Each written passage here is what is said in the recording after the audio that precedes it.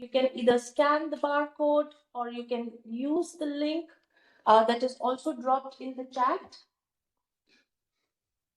Yeah.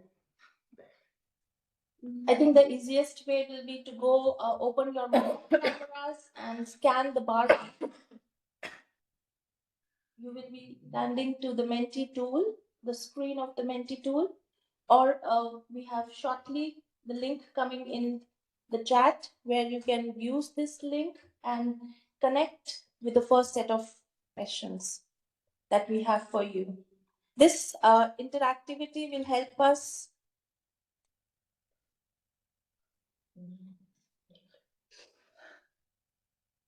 Not working on my side.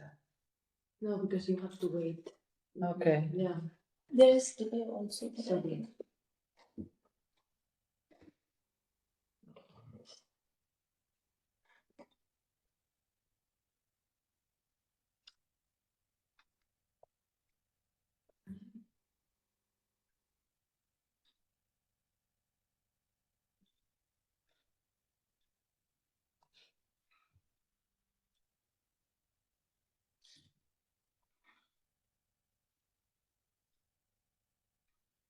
Pooja, can you put again the slide with the Menti? Some people doesn't have the time to Yeah, sorry, but right now is in the chat also, the link.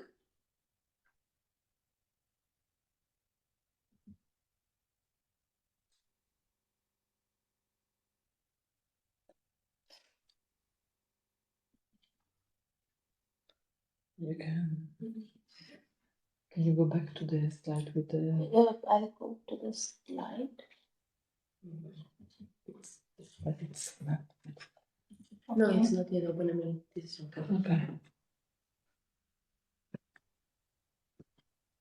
Here is the slide. Once again, as requested.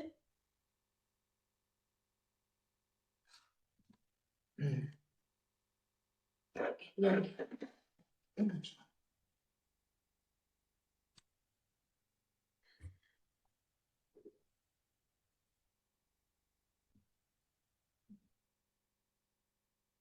Should we proceed to Menti? I hope there are no more challenges, as we can see more and more people joining the Menti tool.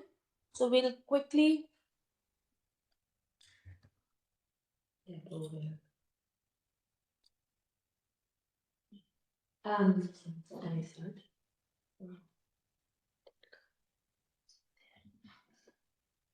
Yes, Maria. So the stage is yours to help us break the ice and get into action.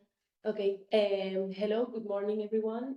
Thanks for joining today. As my colleague Pooja introduced me, I'm Maria Zaragoza from Eurecat, and in charge of the part of the innovation management in the alternative project.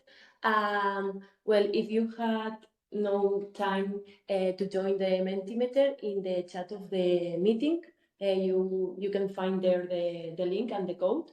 And now that we have started, you will appear this. As to break the ice, we would like to know a little bit more about you, about the audience. So please, if you can answer which background do you have, if you are an agent or someone working more in the academia or even in the industry side or more regulatory department.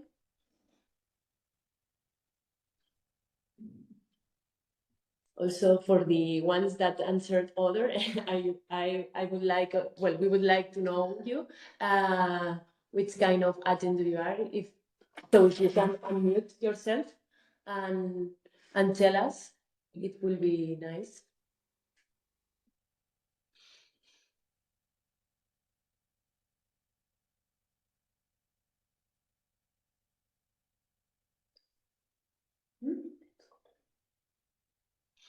Okay. Okay, so also we would like also to know, because today we are going to show you some results of the alternative project. So if you can answer, how familiar are you with the adverse outcome pathways, in order like to also have an overview and also adapt the presentation or the language presentation to the familiarity.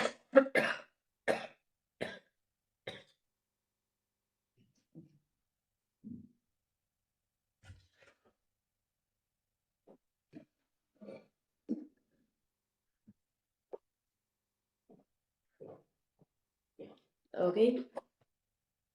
And then also regarding the third presentation will be about computational tools. So also, how familiar are you with this?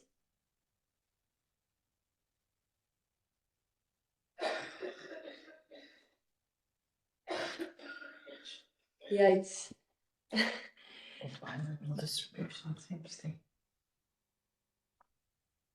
It's quite interesting to also see how our audience is quite educated. So we can see that we have a good blend of people who already have some base on the topics.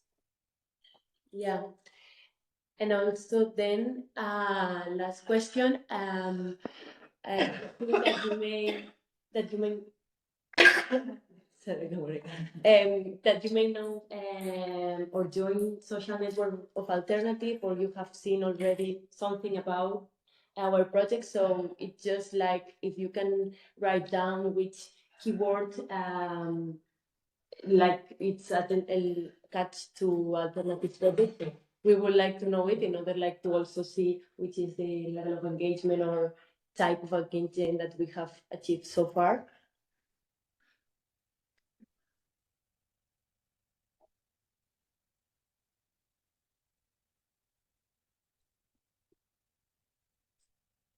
I think the keywords we were looking for are already popping up, starting with cardiotoxicity, AOP, QSAR, of course, with our contributions and participations in Green Deal Cluster. Labs. To speak, so I'm not going to be that. What's it happening?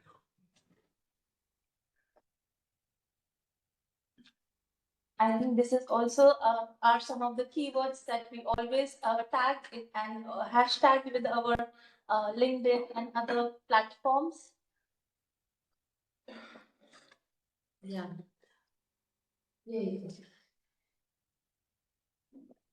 Great. So with this interaction, let's proceed ahead with our first presentation by Alexandra Schaffert. Alexandra, the stage is yours.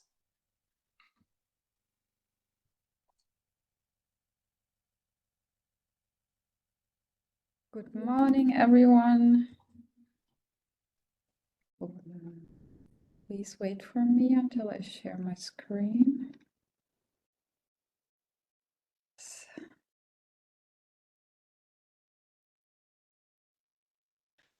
So, hello. My name is Alexandra Schaffert, and as Pooja introduced me, I am working currently in Finland, but what I will present today is my work that I have done at the Medical University in Innsbruck in Austria. And since I am the first talk, I think you might have a few participants who are not familiar with the project Alternative. So I just give a really short overview why we at Alternative are actually interested in cardiotoxicity. And yeah, the reason is that cardiovascular complications are first the #1 leading cause of death from environmental factors, with globally 4.8 million deaths per year. And they are also the top cause for drug withdrawal post-approval. And of course, cardiovascular complications become more and more relevant with the increasingly growing elderly population. So this is why the Alternative project focuses on establishing improved cardiotoxicity assessment for environmental contaminants. The project was started in 2021, and the objective is the development of a novel platform to detect cardiotoxicity of chemicals. And as you can see here, we have lots of different activities and pillars of the platform, including a 2D and a 3D model, omics. We have also QSAR, as you will hear in the next talk, and we also have regulatory expertise in the project. And this is what I will be focusing on in my talk. So with an alternative, we have sketched out a path to increase cardiotoxicity assessment. We started by first identifying limitations and needs in current toxicological regulations. Next, we started to build weight of evidence. We gathered evidence for cardiotoxicity of environmental chemicals with systematic reviews.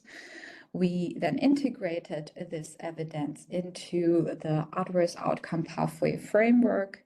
And here we use this framework also to assess the evidence and to map existing methods and methods from alternative to key events. And this AOP framework is also the basis for our draft of an integrated approach to testing and assessment for cardiotoxicity. So in my talk, I'd like to focus on how we developed the IOP network for cardiotoxicity. This is the strategy that we have established. We first started out by drafting a prototypical adverse outcome pathway, or more or less a network already. And for that, we used established textwork and expert knowledge on very common cardiotoxicity mechanisms. We then identified relevant adverse outcomes using a systematic literature review of epidemiological studies. And then we also have identified existing cardiotoxicity AOPs in the AOP Wiki, which is a database that stores adverse outcome pathways. And those we have then integrated also in our AOP network. And the main part of the work was actually the extraction of literature evidence from a review on in vitro and in vivo toxicological data. For this, we use tools like Ryan and Covidence. And using all this information, we developed the AOP network with the criteria, the frequency of key event relationship occurrence, whether key events were essential, and the biological plausibility of the pathway. And as you can see here, this is how we integrated the evidence in the AOPs. So for the upstream part of the AOPs, we mainly used in vitro information, but also in vivo information. And for the downstream part of the AOP, for the adverse outcomes, we relied on epidemiological evidence. The epidemiological review was conducted by Nunzia and Gabriele from the CNR in Italy. And what they found was, so they at least at the end were left with 17 studies that involved over 45,000 participants.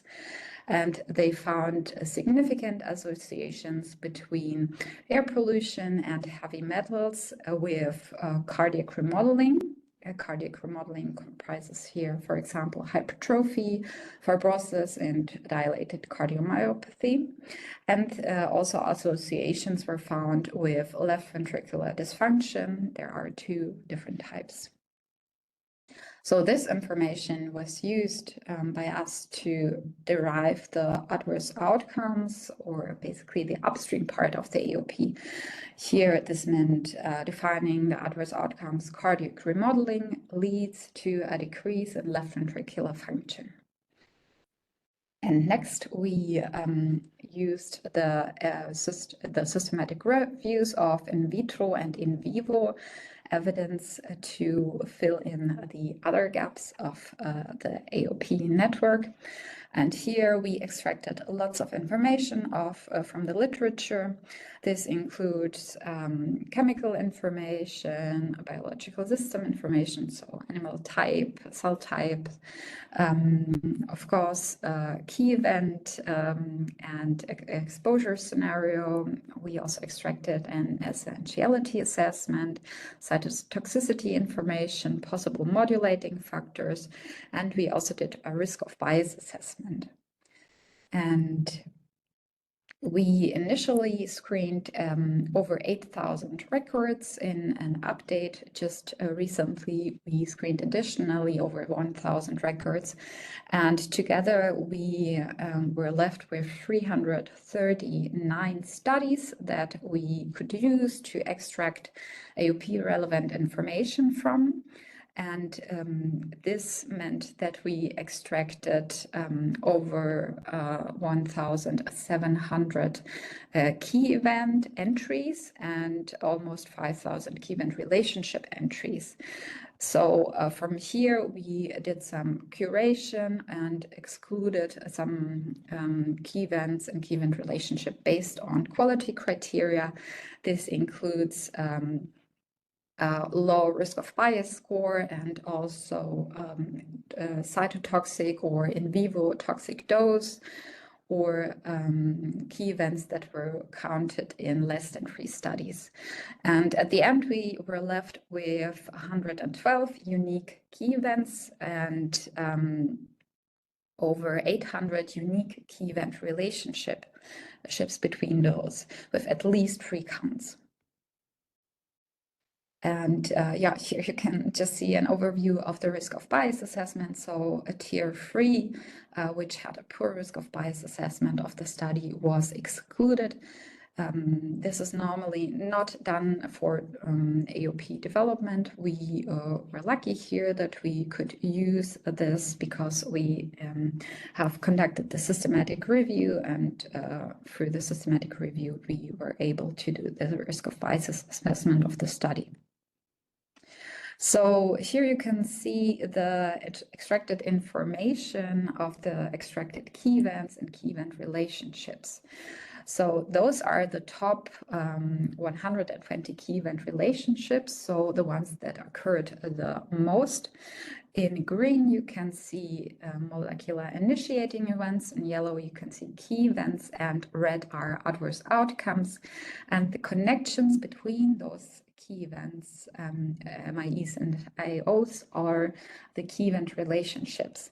And the thicker the edge, the more often this relationship was observed in our extracted data. And you can see here we have a few very strongly interconnected key events emerging that indicate that they have really an increased relevance for cardiotoxicity of environmental chemicals. This includes, for example, oxidative stress, cardiomyocyte cell death, decrease in antioxidant capacity, inflammation, but also adverse outcomes such as cardiac hypertrophy, a decrease in left ventricular function, and fibrosis. And we also have here mitochondrial dysfunction emerging. So what we also investigated was the essentiality. So of those of you who don't know, essentiality indicates that a key event is causally necessary for downstream events, which is normally supported by evidence that shows that that the prevention or modulation of this key event alters the AOP progression. So this is also information that we extracted, and you can see here the network that is derived from this. And what really is visible very clearly is that oxidative stress plays a strong role as a key driver of cardiotoxicity and guides the directionality then also of our AOP development, of course. Here, for example, we found a link going from oxidative stress to cardiomyocyte cell death, which was observed the most often, but also oxidative stress and inflammation, mitochondrial dysfunction, hypertrophic signaling. So we have here lots of directionality links. And then we also had a look at chemical associations. And what you see here in the heat map is on the right side, the chemicals. I included here only the ones that were investigated in at least 3 studies. And on the x-axis, you can see the different key events with which those chemicals were strongly associated in our data. So what we can see here that some chemicals were, of course, more frequently studied and showed very broad associations with multiple key events. Those are, for example, the heavy metals arsenic, cadmium, and also lead down here. And also TCDD is also included, which was very interesting because TCDD shows here a strong association with AHR activation, which is of course known in literature to be activator of AHR, and this leads then to an increase in oxidative stress. So very nicely that we can also observe this in our data. And particulate matter was also associated with many key events. Mostly for the heavy metals, it is associated with an increase in oxidative stress, but also cell death and injury and antioxidant capacity reduction. So from this, we can later then also derive some prototypical stressors, which is very useful for the information in the AOP wiki. So from all this information, we derived first adverse outcome pathway that showed really the strongest evidence in our extracted data. And you can see this here. It was also integrated in the AOP wiki already as number 479. It starts with the inhibition of mitochondrial complexes leading to mitochondrial dysfunction and oxidative stress. And this then leads to cardiac remodeling through cell death and also to a decrease in myocardial contractility, ultimately resulting in a decrease in left ventricular function. Why oxidative stress? Because cardiomyocytes have a high metabolic demand regarding reactive oxidant species. But they also have a limited antioxidant capacity. They do have, unfortunately, a limited regenerative capacity, which makes them very prone then to really this oxidative stress. And then interestingly, this is also accelerated with age. And the reason that mitochondrial dysfunction was also observed so often in our data is because with this high reliance on energy production, this renders the cardiomyocytes, of course, very particularly vulnerable to mitochondrial toxicants. Here I have to note that our evidence for the molecular initiating events was not so strong in our extracted data. And here we initially hypothesized that the inhibition of mitochondrial complexes is one of the more specific molecular initiating events, initiating these cardiotoxicity pathways. However, there might be lots of more MIEs that are relevant for cardiotoxicants and that lead to mitochondrial dysfunction and oxidative stress.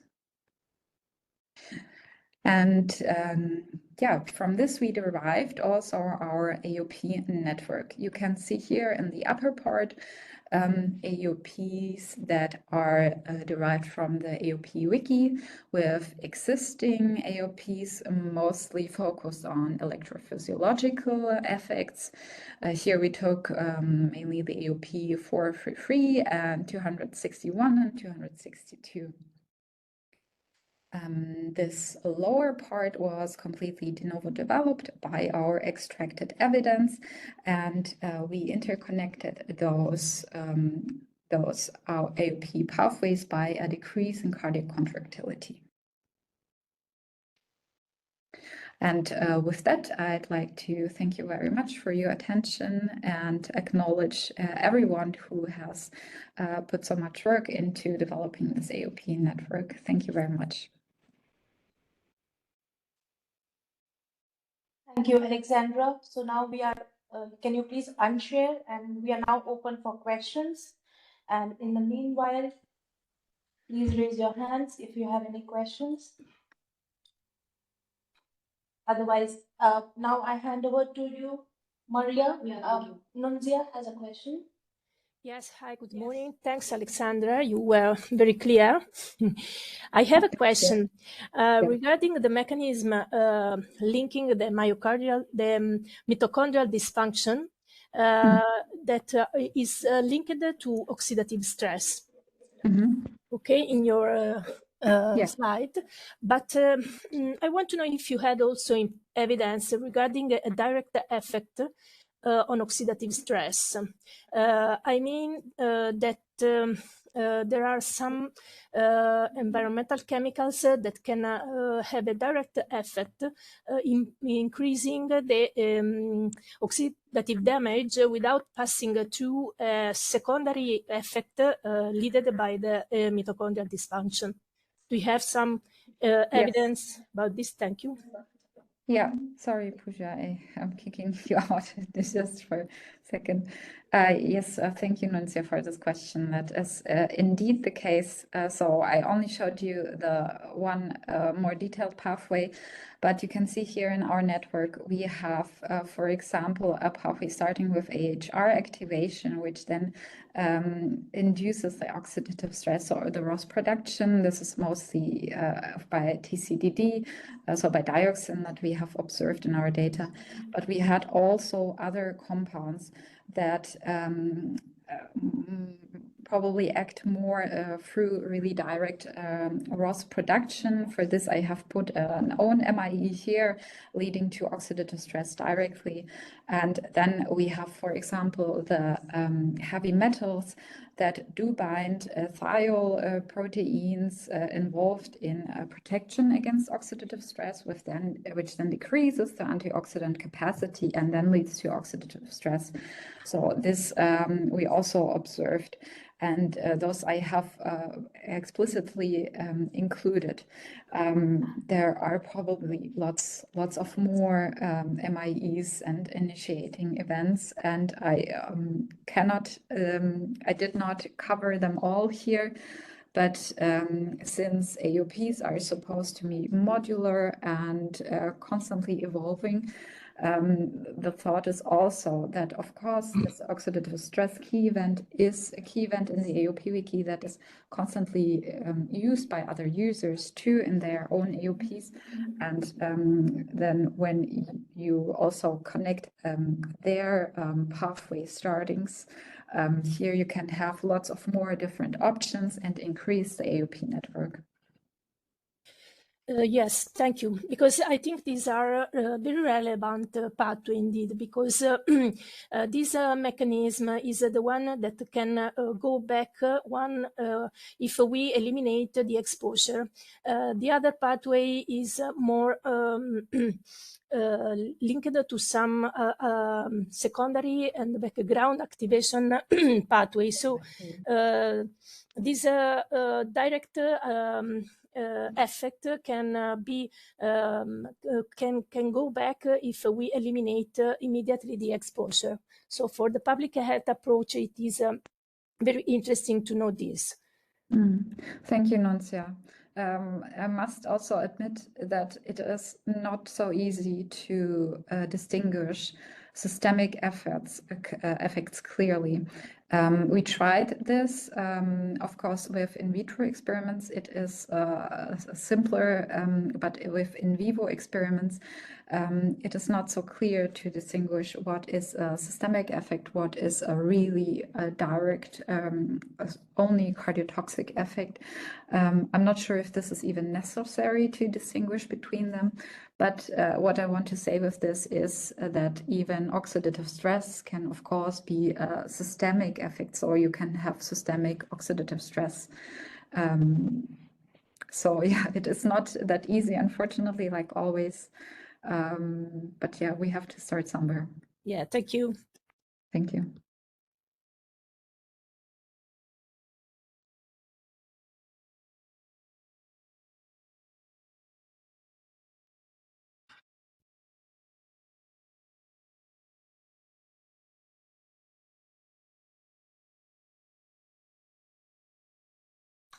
Now, hello.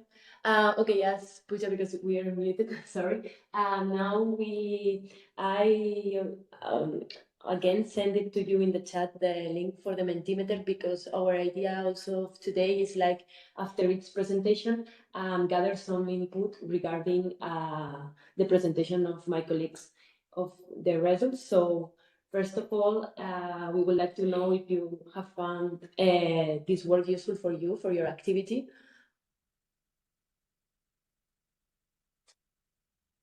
Okay. Then so there were answers regarding like yes, and then yes, but indirectly. We would like you to write down for like if you can specify a little bit. Most of you at the beginning when we broke the ice were science, more in the academia. So I think that maybe it would be more like for your research, and if you can specify maybe your field in which AOP can be useful to you, or if you prefer also, you can unmute yourself and speak out loud.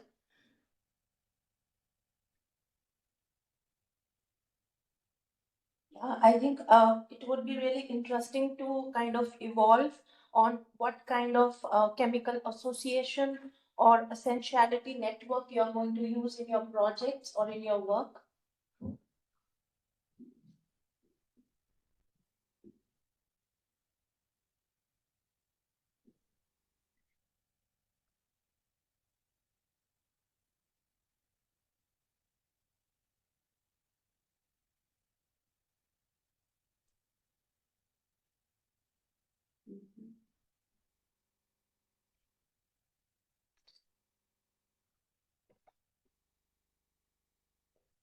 Well, I see that like there are like two pillars, like more as a contact to help to you with your literature research, that I think is one of the value added of the work of Alexandra, but then also for your research.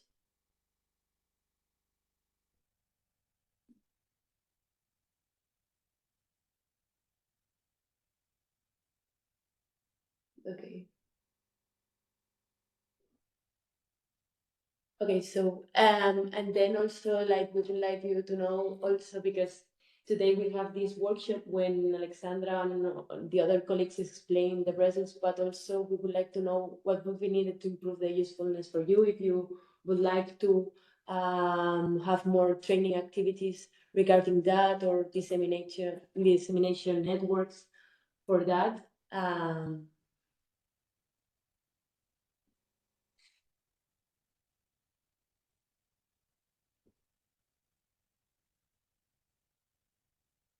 Also, if you can specify, like, if yes, I'm a researcher and this would be useful for me, or I'm more a regulator, in order like also to differentiate the different needs.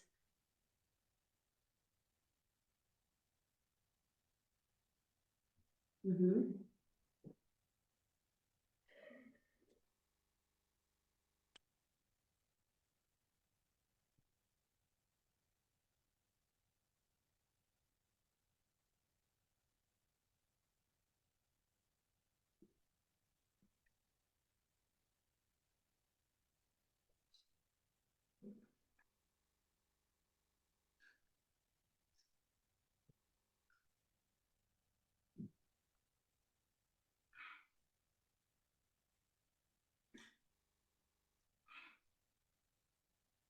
So thank you everyone for participating to the first survey.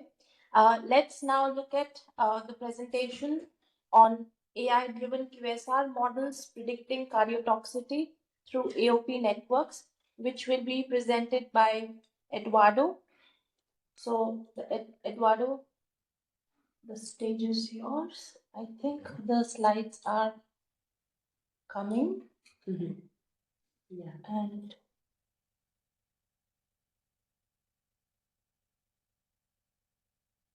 it's not the one. This is the next. This is the first next presentation. I'm not sure.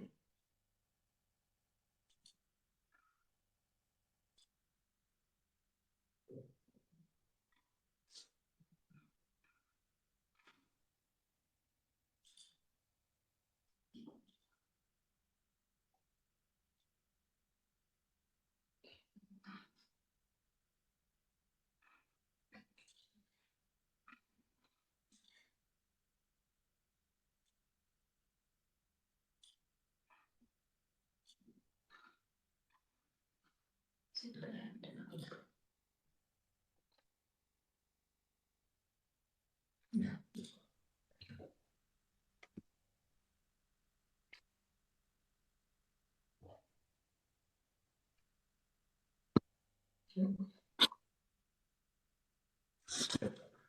Good morning, everyone.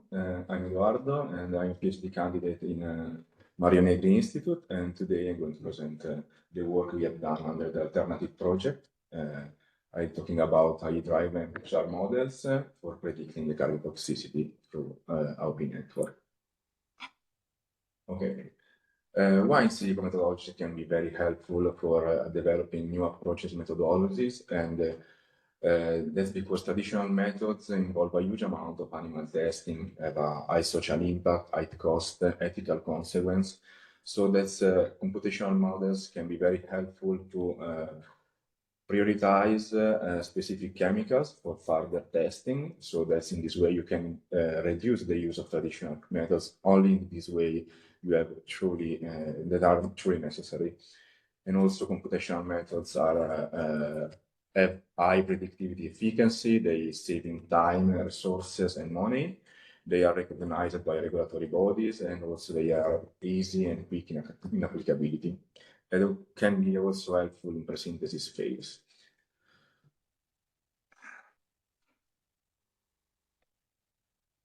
Okay, but don't change the slide.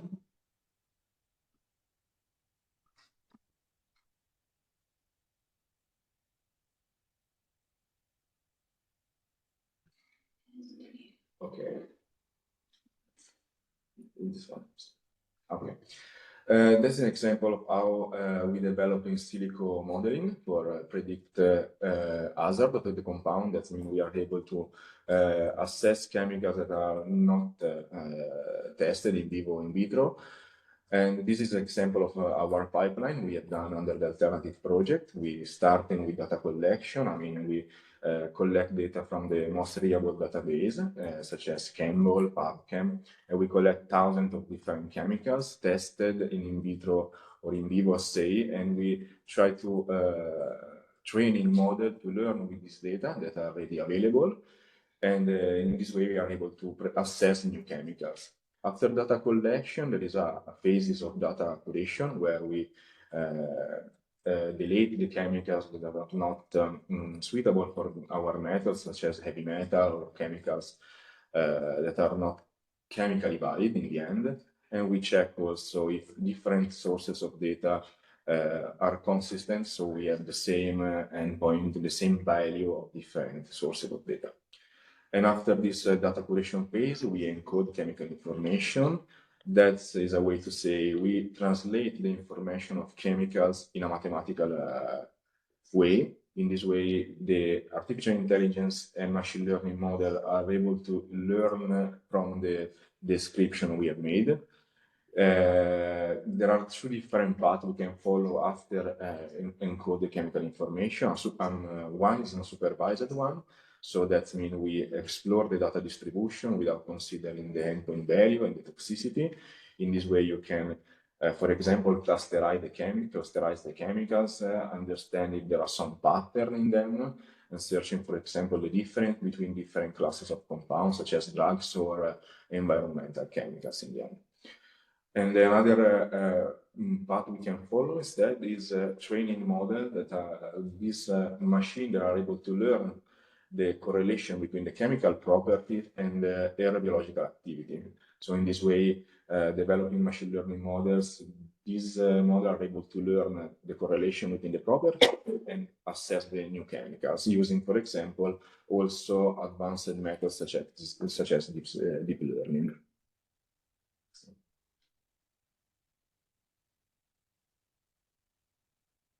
Okay, this is our work based on the OP network developed under the alternative project. There is an animation. If you click, okay. And in this way, we develop model following the OP network developed from the other part of the alternative project. For example, we developed an artificial intelligence machine learning model able to predict in a binary way. So if you are able to say if active or inactive a specific compound, is able in the end to trigger a specific biological, to have a specific biological interaction, for example, in air channel inhibition, stress, oxidative stress, mitochondrial dysfunction. And that's we develop different models for each of these toxic interaction highlighted on the LP.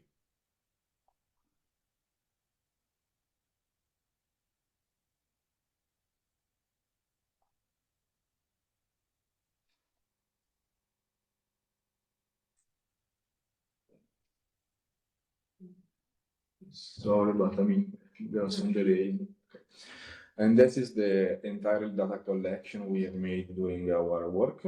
We collect more than 40,000 chemicals, unique chemicals that are tested in at least one of the in vitro, in vivo testing we are interested in the end. And you can see here there are different endpoints related to specific molecular initial event, endpoint related to specific key events, but also we collect data for considering the mode of action, that is a more higher level of toxicity effect related to cardiotoxicity. It's like considering multiple molecular events and key events at the same time. And there are some side effects related with cardiotoxicity. And also we collect the entire data set provided from FDA report. So the last one is the apical toxicity is referred to the side effect of drugs. So we collect almost 1,000 chemical drugs that could have side effects. This is very important for our aims. And you can see here there are some of the data set are strong in balance. This is a very important point for biological activity. This instead is the next step I showed you before in our pipeline. That means encode chemical information. And when we talk about that, we talk about encode information in a suitable way for machine learning. So there are a lot of different ways for doing that, starting from molecular descriptor, that is the most common one.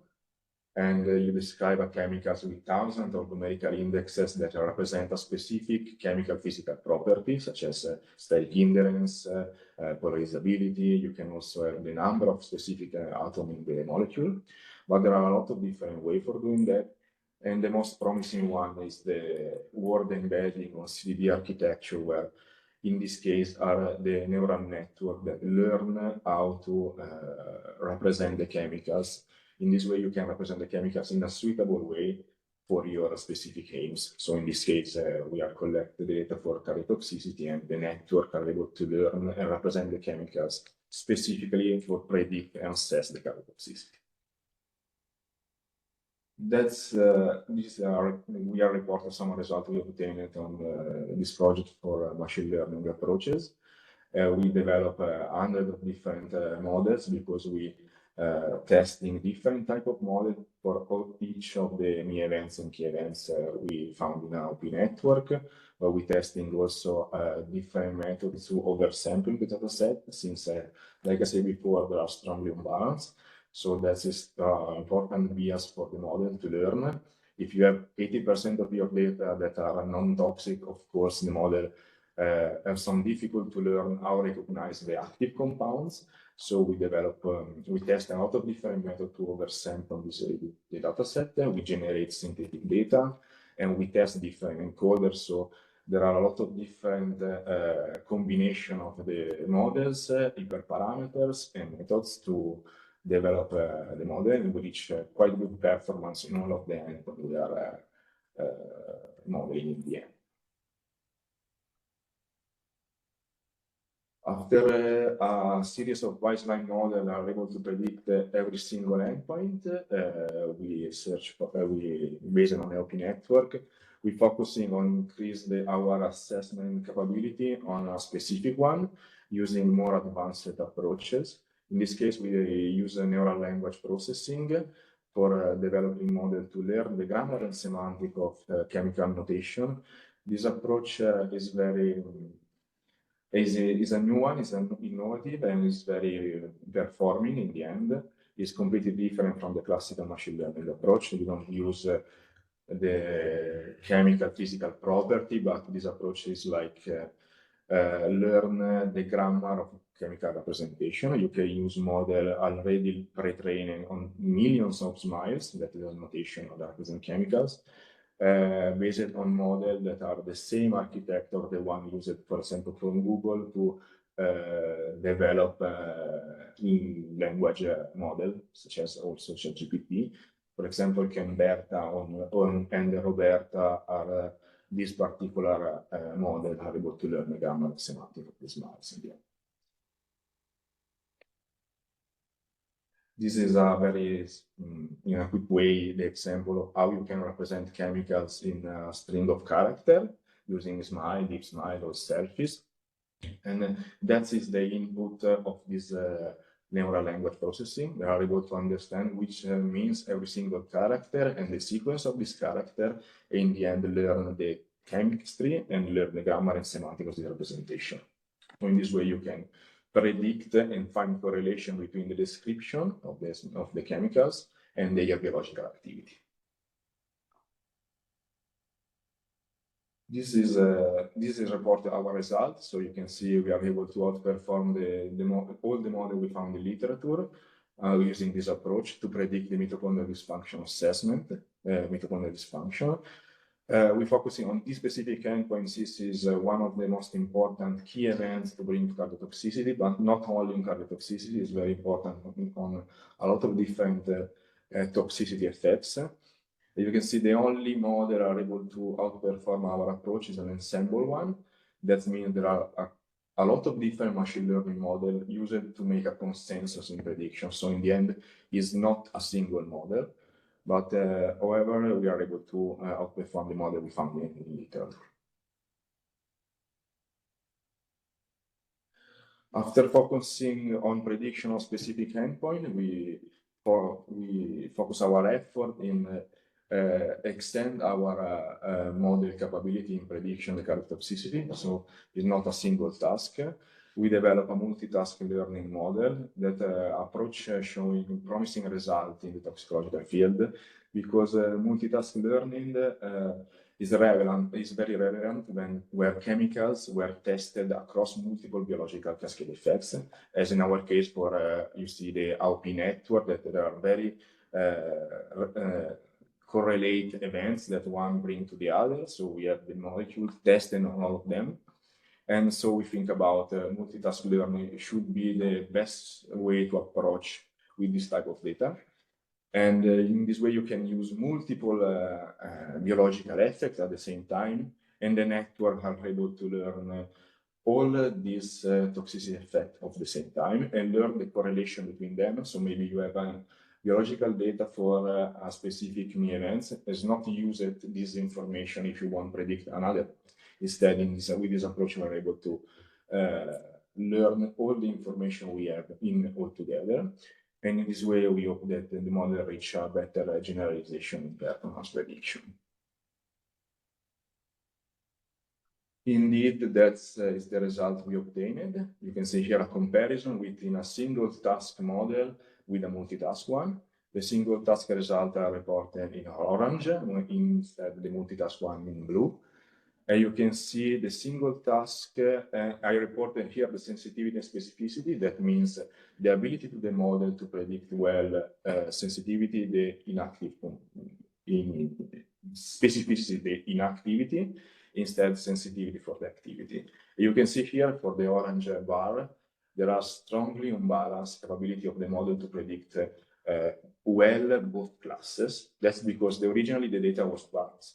So that is the capability of the model to predict both classes is strongly biased by the data set, as that instead doesn't happen if you predict the data set using multitask one. You can see it's able to predict well both classes in most of the cases, considering all the more effective mode of action effect we considering. So we are able to reach a better generalization and predict well both inactivity and the activity. So as a final result and consideration of our work related with alternative project, we develop a battery of high-performance single-task machine learning models. They are able to cover multiple molecular events and key events, and also the apical effect, considering the drug side effect. We develop an NLP model, are able to predict specifically increased mitochondrial dysfunction as a fundamental K toxicity event. And also we implement a multitask model that we expand our coverage in prediction of cardiotoxicity, considering the apical effect, molecular events, and also the mode of action effect. All these models are available, is free available for everyone, for industry, for a researcher, and will be uploaded in this cloud platform we are developing under the alternative project, and we create APIs to, in this way, every person that are interested of prediction cardiotoxicity can use this model, and that's increase the collaboration, sharing knowledge across different sectors, and is accessible for everyone. Of course, this project is under, this work is under alternative project founded by European Union Horizon 2020. Thanks. So, Thanks very much. Thank you, Eduardo, for enlightening us with the QSAR model. Can you suggest what are the important parameters which were considered in developing this model? One of the most important limitations and constraint is the number of data you have. Of course, we are able to use advanced approach since we found a lot of data on specific single tasks, such as mitochondrial dysfunction. There are tested more than 5,000 chemicals. So we are able to use this approach. But in general, there are strong limitations about the data in in toxicology field, since there are 100 chemicals for each endpoint. That's a strong limitation. Another approach we use is to mix all of this data to increase the number of data. That's this one.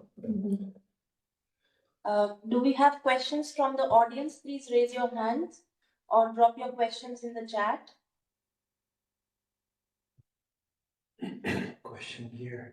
Does the system can read from unstructured data, like PDF report? The assessment of the model. Yeah, the NLP method. Yeah, no, NLP is you have you can predict in batch mode or a single compounds, but you have an Excel file that gives you information about the assessment. So it's binary representation, so it's active or inactive for the specific task. And also you have information if the molecules you try to predict is inside the applicability domain of the model. That means if this molecule is have the parameter that could be predicted, because if you, for example, you can put inside particular structure such as I don't know, the amino acid, that is something that has not small molecules, so the model is not learned. I haven't seen data regarding amino acids, so it can predict this specific type. Thank you, Eduardo. Again, Maria, I hand over to you to get the stakeholders' opinions and insights. Yeah, maybe we can just because people, please join again the Mentimeter that you joined before. And we can wait like 1 minute. But here again is again to answer the questions that we also posted to you before, in order like to have some feedback. Also, if you have some questions, you have also here Eduardo to answer.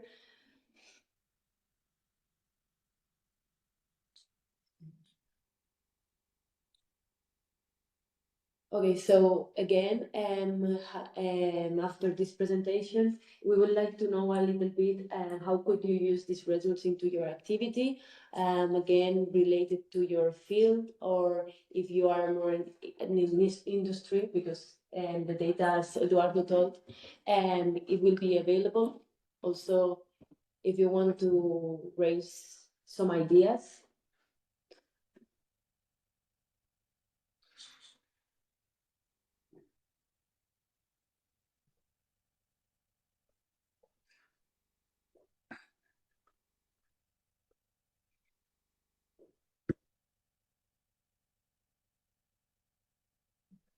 Also, if you want to like point out which part of the work that you see more useful to your work, also can be useful for them to know.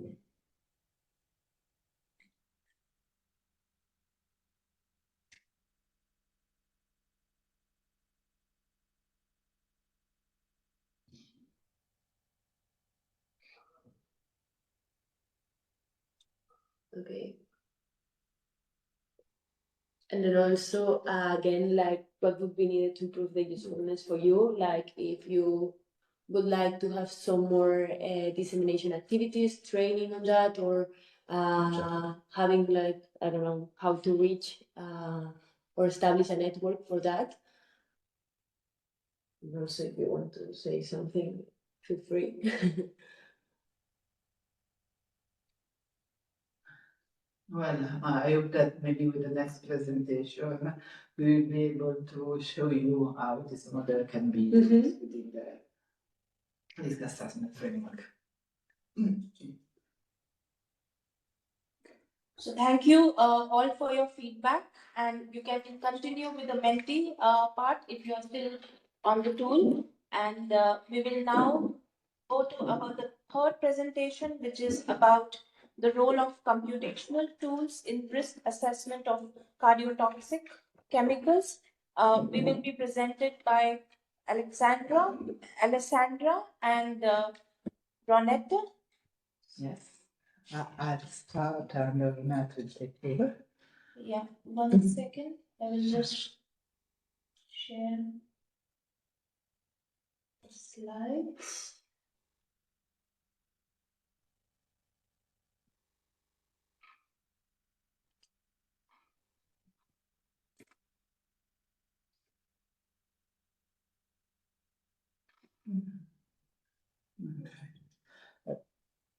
Can I use the mouse and so on? Thank you.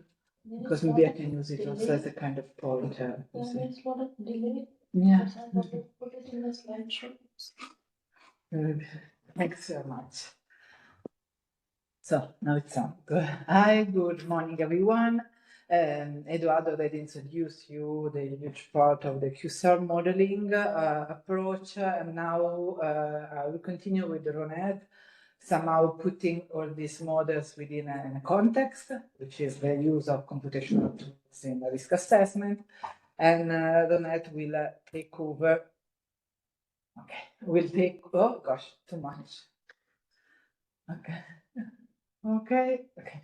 And Ronette will take over to introduce you another type of modeling, which is physiologically based kinetic modeling. So I will start somehow introducing you the general IATA, and IATA stands for Integrated Assessment integrated approach for testing and assessment for cardiotoxicity, so specifically devoted to cardiotoxicity. The role of the possible role of the roles that we envisage for computational tools within the different tiers of NIATA. Again, since the alternative project was also addressing mixture toxicity, we will show possibilities for using computational tools in informing about assessing mixture toxicity, and then Ronette will take over to explore a little bit more the role of PBK modeling within the risk assessment strategies, because for the part of QSARs we have already seen the previous presentation. Okay. I hope you are able to see this slide. Basically the cardiotoxic, yeah, you can see, but I cannot see up to there. Thank you. The idea is that usually whenever you need to assess some chemicals, you start with the regulatory problem formulation. So in this case, we are focusing specifically on cardiotoxicity, and it's maybe the need to assess or verify if chemical may pose any risk in relation to cardiotoxicity. That implies, as a first year, to identify and generate cardiotoxicity data with, let's say, easier or less demanding techniques, which implies, first of all, to look for existing data, to a systematic review, as well as to develop, to use in silico models to generate in silico data on cardiotoxicity. In these ways, it's possible to somehow identify whether some concern may be, let's say, anticipated in terms of cardiotoxicity, and the use of the IOP framework that Alexandra introduced earlier can also help in understanding if there is any data gap that need to be addressed prior to, or that require a further level of evaluation prior to decide whether the compound is safe or not. And if further testing is envisaged, then there could be in vitro testing through 2D or 3D NAMs, and again, assessing whether in a weight of evidence framework the additional knowledge is enough to take a final regulatory decision. You may see that on the right part of the slide, there's also the QVIVE, which is a slide that is a kind of approach extrapolated from PBK modeling. I don't know if it's the proper definition like that, but it's about informing and referring and transferring from in vitro to in vivo exposure through the help of PBK modeling. Eduardo already somehow introduced these slides, but okay, which are the methods we developed within alternative? There are mainly three broad areas we covered. One is about QSAR and the machine learning models addressing hazard, the apical hazard effects, or the molecular initiating events and key events that Eduardo already touched upon that.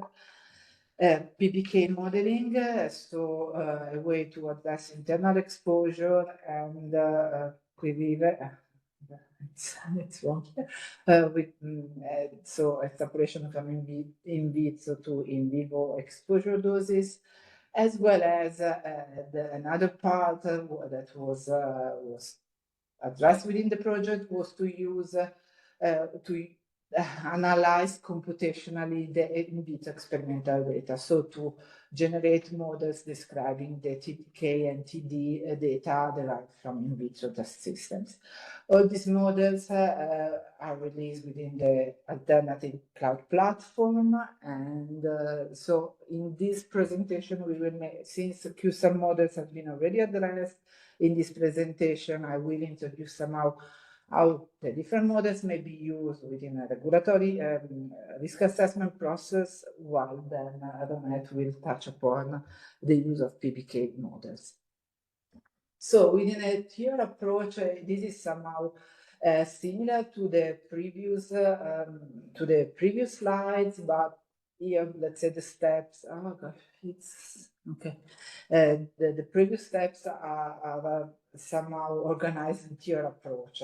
So the first year it's just to assess existing knowledge, literature review, and databases that will touch upon possible information regarding the effects or hazard, as well as information about the exposure or expected exposure, environmental exposure, as well as information about the possible AOP or to complement the AOP information. The first year is then can be related to the use of computational information and in silico models, basically hazard identification, so the QSAR models that Eduardo showed before.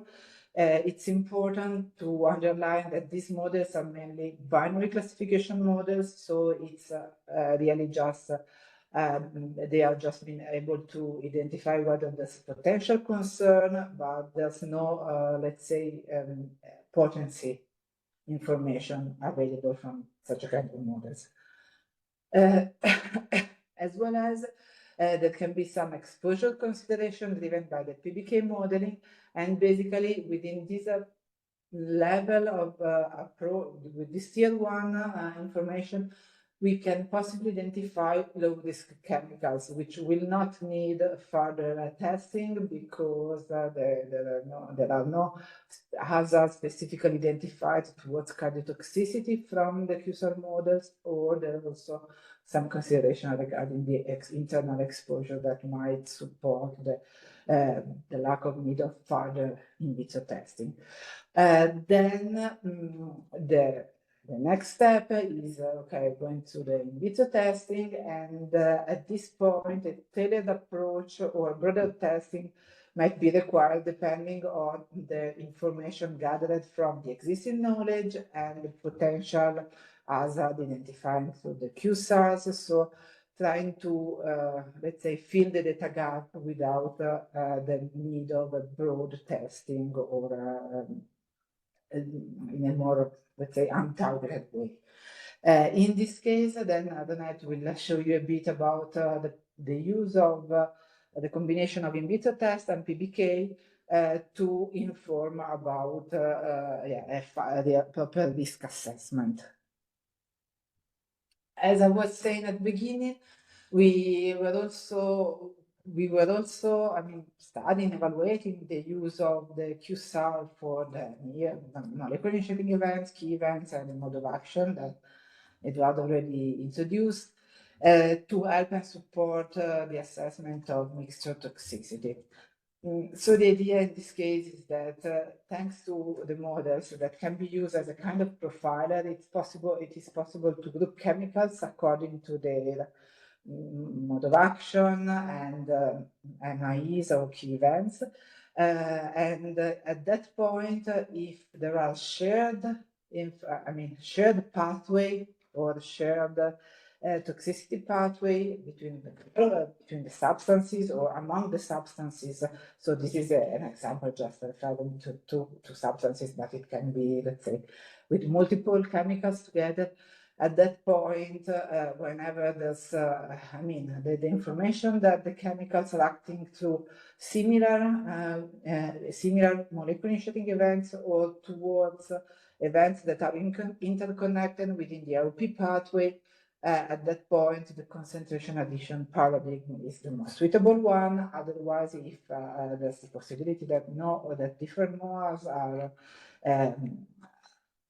targeted by different chemicals, at that point, independent action might suffice as a kind of a model to mixture toxicity effect. I think that, okay, no, it's not my last slide. This is just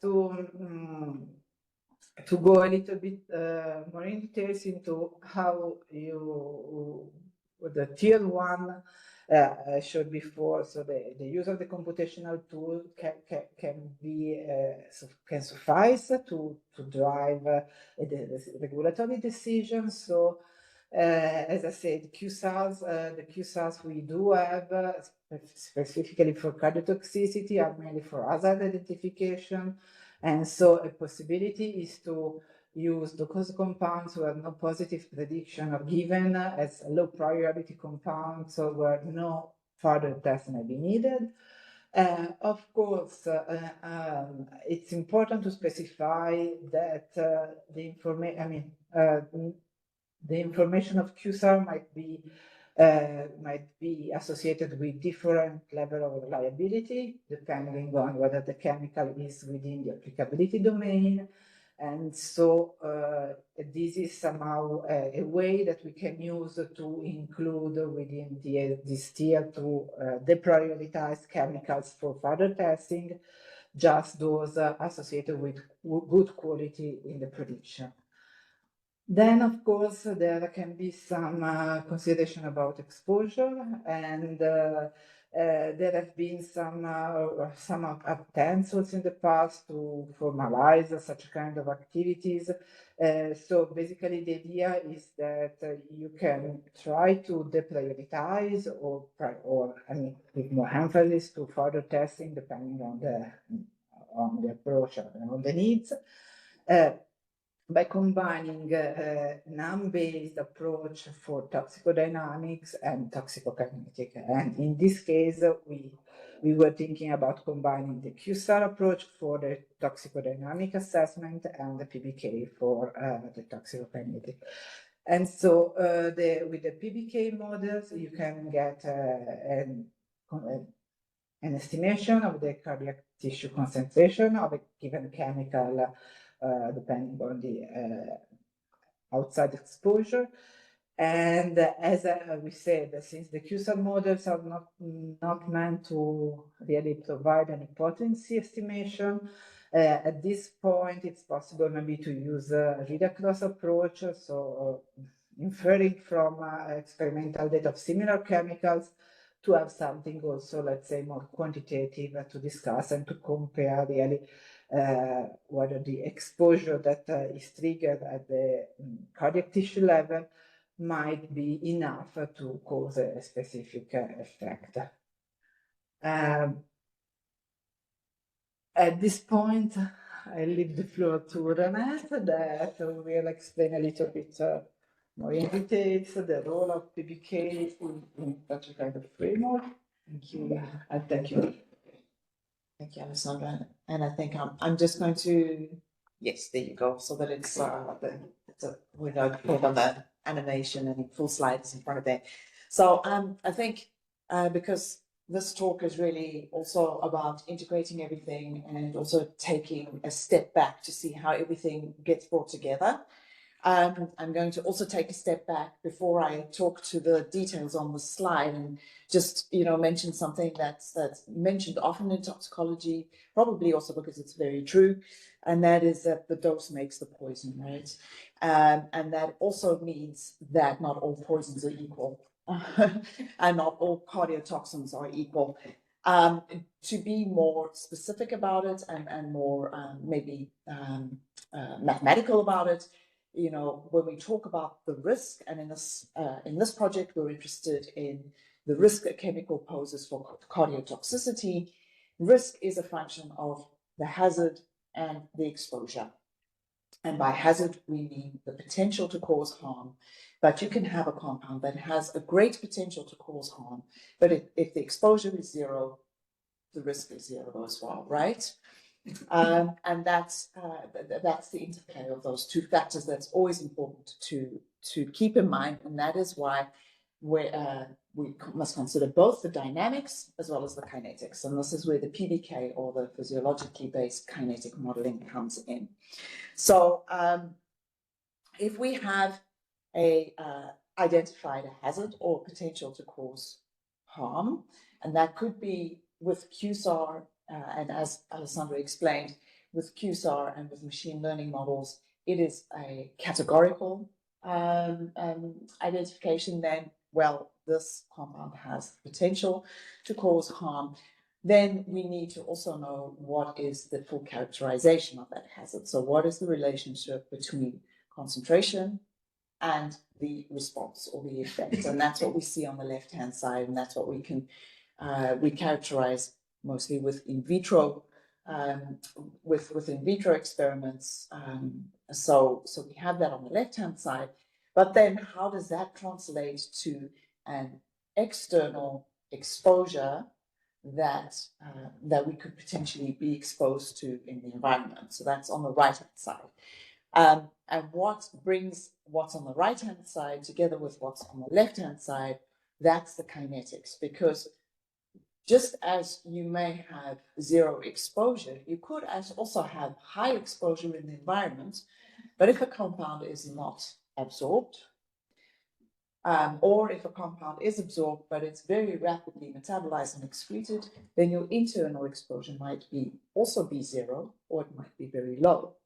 And that then also translates into a low risk. So this is why the physiologically based kinetic modeling is a nice bridge between the hazard and the external exposure by predicting what the actual internal exposure is. And if we're looking specifically at cardiotoxicity, then we're thinking specifically at what is the internal exposure at the level of the cardiac tissue. And that's what brings us then to a full risk assessment when we're talking about risk assessments. So how does the external dose relate to an internal exposure estimate? And I'm going to, with the next slide, talk about a bioactivity to exposure ratio that might be a useful parameter or index that we might use to interpret the results from an advanced in vitro platform, such as what has been developed in this alternative program.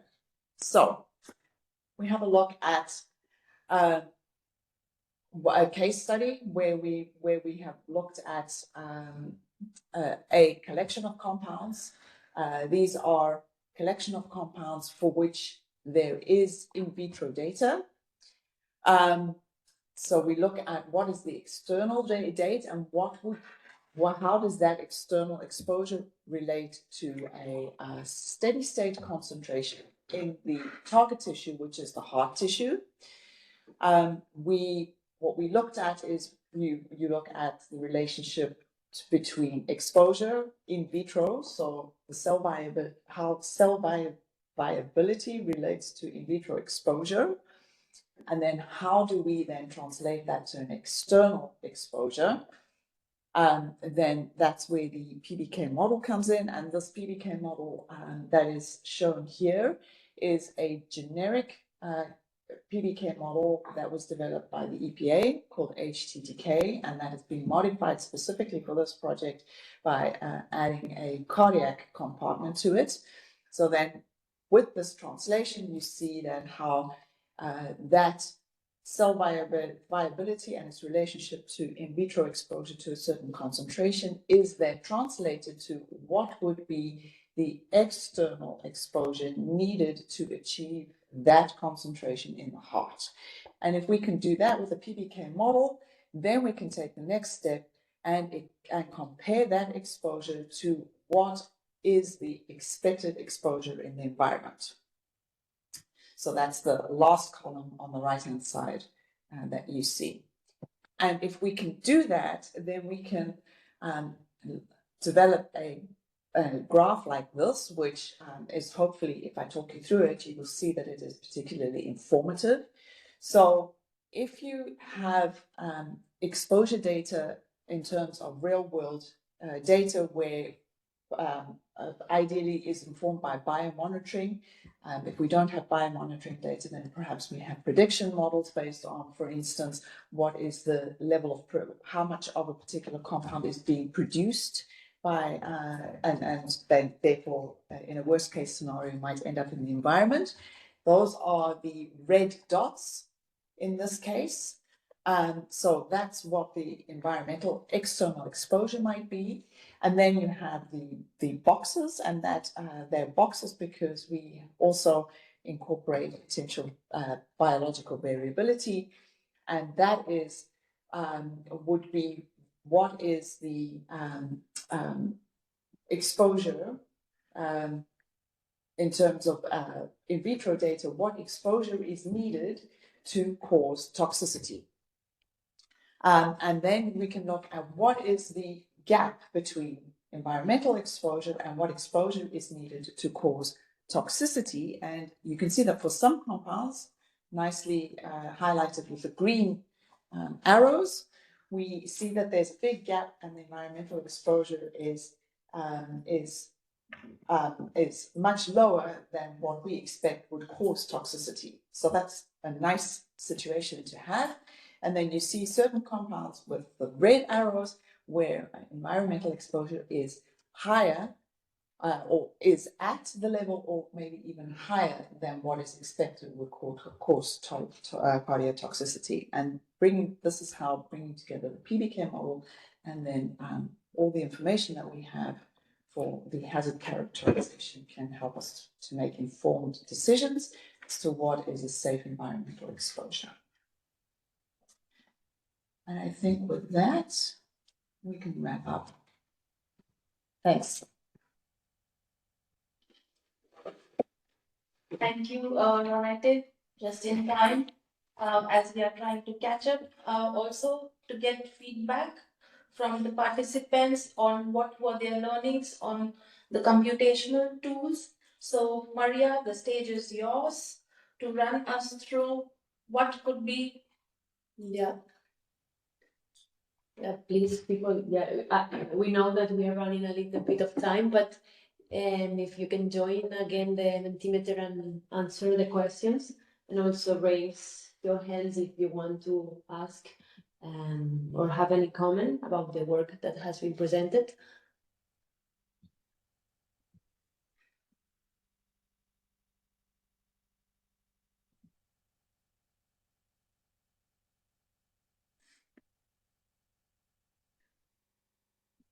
You can skip and then also if you want to unmute and say it out loud if it's quicker. Oh, there is a question in the chat. I think it's more. Yeah, the question is the bioactivity effect ratio, if that's less than 1 or 1, would 1 be the cutoff? Yeah, so essentially it's about the overlap, right? And if it's higher than 1, then your environmental exposure is higher than what an external exposure would be that is expected to cause cardiotoxicity, exactly. And if it's less than 1, then your environmental exposure is lower. Mm-hmm.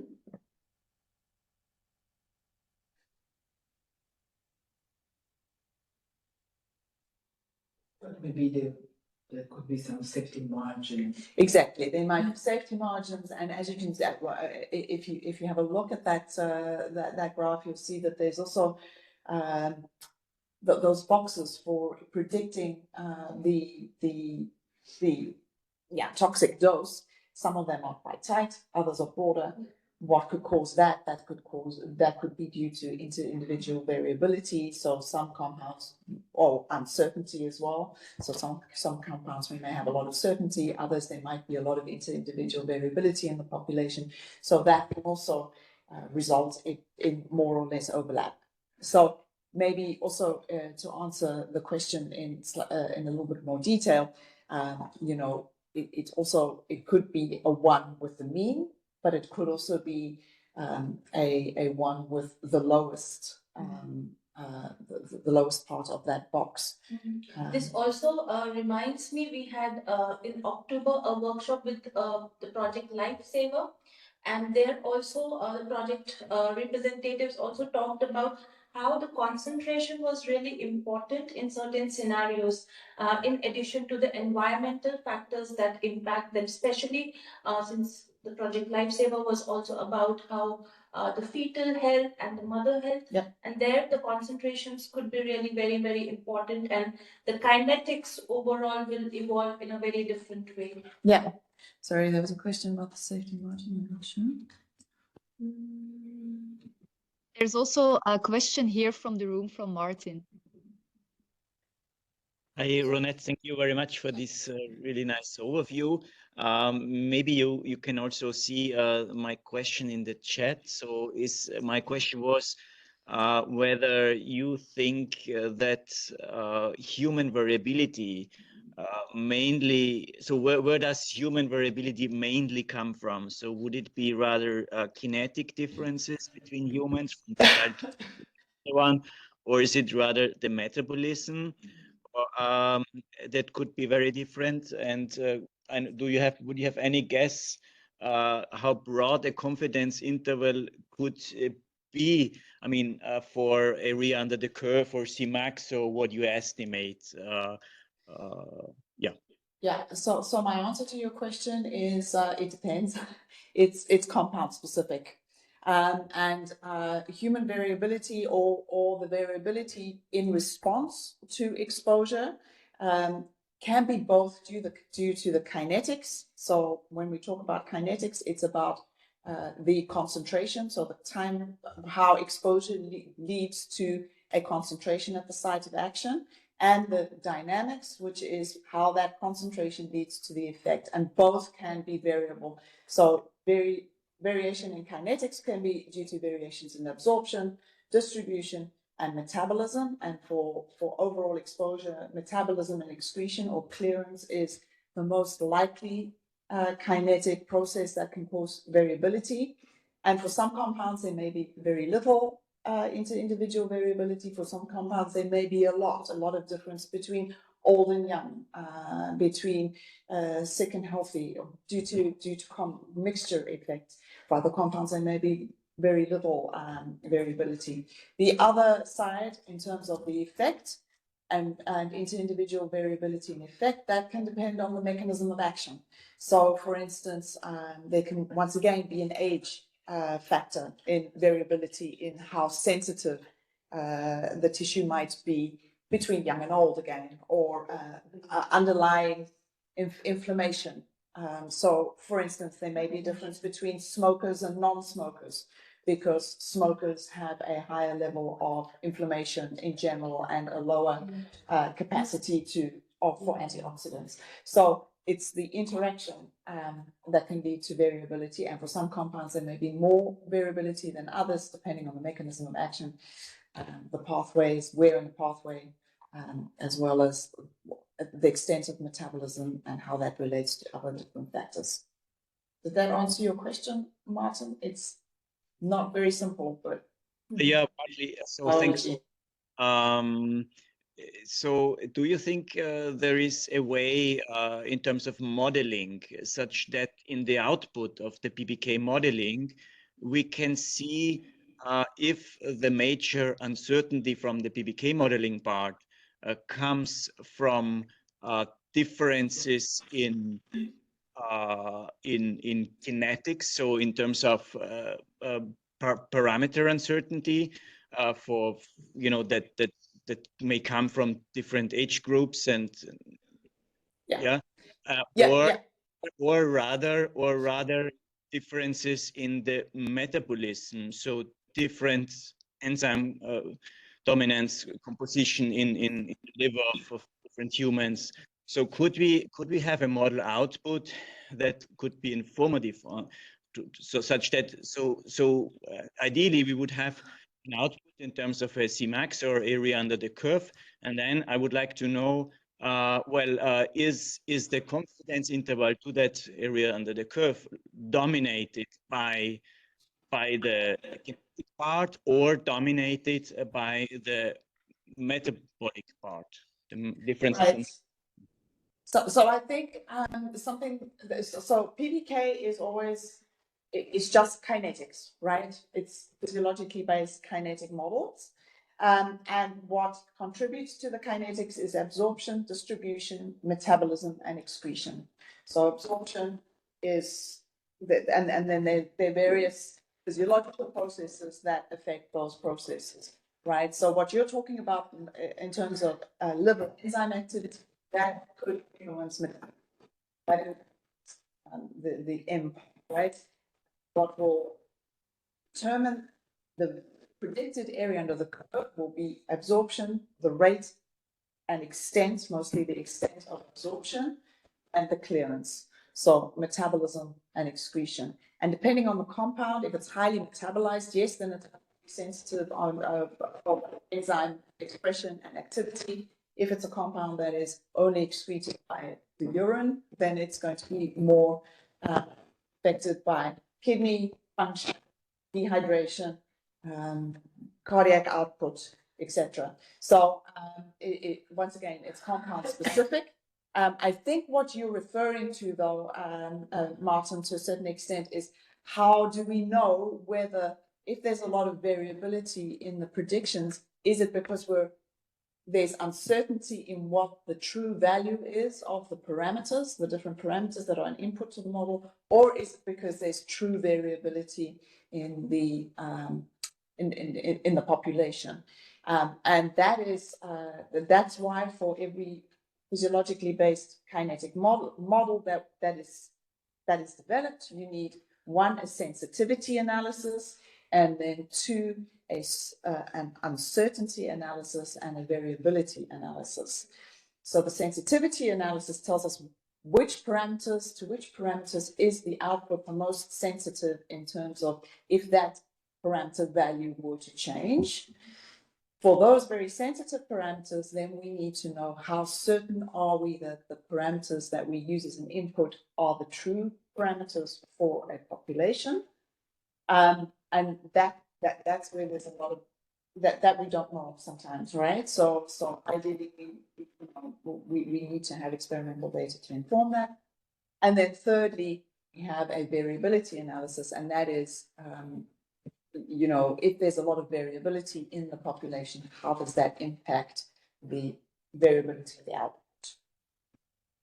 So yeah, that's why all of that needs to be done for every PDK model. Thank you, Renate. Are there any more questions? If not, we can quickly switch on our camera group photo just for a remembrance and also for our social media platforms. Feel free to open your cameras and join to make a mark of presence here. We'll quickly capture.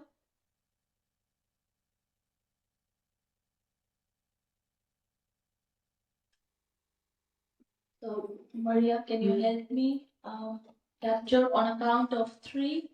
Let's smile and give the best pose. And I hope we have made the maximum of the presentations today, covering the AOP pathways, the PBK model, and the computational tools. So 1, 2, and Maria.